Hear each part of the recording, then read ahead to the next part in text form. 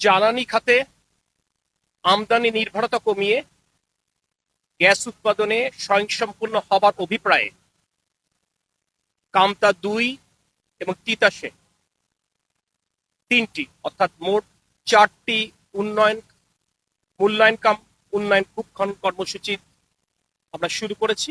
তার ধারাবাহিকতায় আজকে কামতা ২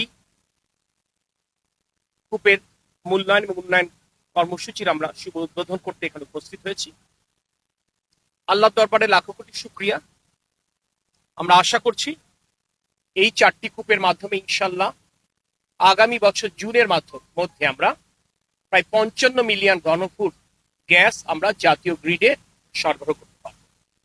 আমরা যদি এটি করতে পারি ইনশাল্লাহ, তাহলে যে সমস্ত শিল্প উদ্যোক্তা তাদের ফ্যাক্টরি রেডি করে শুধুমাত্র গ্যাস সংযোগের অভাবে বসে রয়েছেন বছরের পর বছর, আমরা একদিকে যেমন তাদেরকে গ্যাস সরবরাহ করতে পারবো সেই সমস্ত শিল্পে, যার মাধ্যমে হাজারো মানুষের কর্মসংস্থান হবে।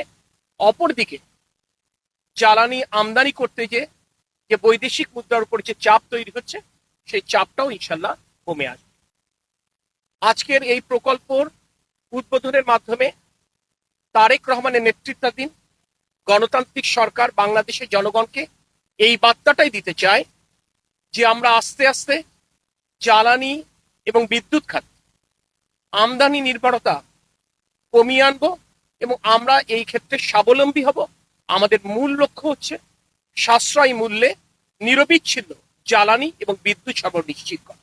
এবং আমরা যদি এটি করতে পারি, আমরা মনে করি একদিকে যেমন জনগণের জীবনে স্বাচ্ছন্দ্য আসবে, অপরদিকে আমরা যে $1 ট্রিলিয়ন ইকোনমির পরিকল্পনা নিয়েছি সেই পরিকল্পনা বাস্তবায়ন করা সম্ভব। আমরা চাইলেও সরকার যদি অর্থ খরচও করতে চায়, তাহলে কিন্তু গ্যাস পর্যাপ্ত আমদানি করতে পারবে না, কারণ গ্যাস আমদানি করবার জন্য যে ইনফ্রাস্ট্রাকচার প্রয়োজন, সেই ইনফ্রাস্ট্রাকচারের আমরা কিন্তু অপটিমাম আমরা ইউজ করতে চাচ্ছি।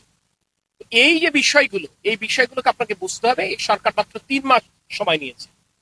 আমরা তাৎক্ষণিক সমস্যা যেমন সমাধান করছি, আমরা মধ্যমেয়াদী এবং দীর্ঘমেয়াদী পরিকল্পনা গ্রহণের মাধ্যমে এবং সেই পরিকল্পনা দ্রুততম সময়ের বাস্তবায়নের মাধ্যমে আমরা আগামী দিনগুলোতে এই সংকট নিরসনে যে আমরা দৃঢ়প্রত্যয়ী, আমি মনে করি সেই বার্তাও আমরা দিতে সক্ষম হচ্ছি। বিদ্যুৎ কিংবা জ্বালানির মূল্য বৃদ্ধি হবে কি হবে না, এই বক্তব্যটা মনে হয় এই মুহূর্তে দেবার বাস্তবতায় আমি নেই, কারণ বৈশ্বিক পরিস্থিতি বিবেচনায় আমাদেরকে বিভিন্ন সময় বিভিন্ন সিদ্ধান্ত গ্রহণ করতে হয়। কিন্তু আমি এইটুকু বলবো, যেহেতু জনগণের ভোটে নির্বাচিত একটা সরকার, জনগণের সুবিধা অসুবিধাটাকেই প্রাধান্য দিয়ে যে কোনো সিদ্ধান্ত গ্রহণ করবে। আমাদের মূল লক্ষ্য হচ্ছে আমাদের ইন্ডাস্ট্রিতে গ্যাস সংযোগ দেওয়া, আমাদের পাওয়ার প্ল্যান্ট গুলোতে আমরা গ্যাস সরবরাহ নিশ্চিত করা, অর্থাৎ অগ্রাধিকার তালিকায় আগে আমাদের পাওয়ার প্ল্যান্ট, আমাদের শিল্প, এরপরে আসার হাউস হোল্ড কাস্টমার।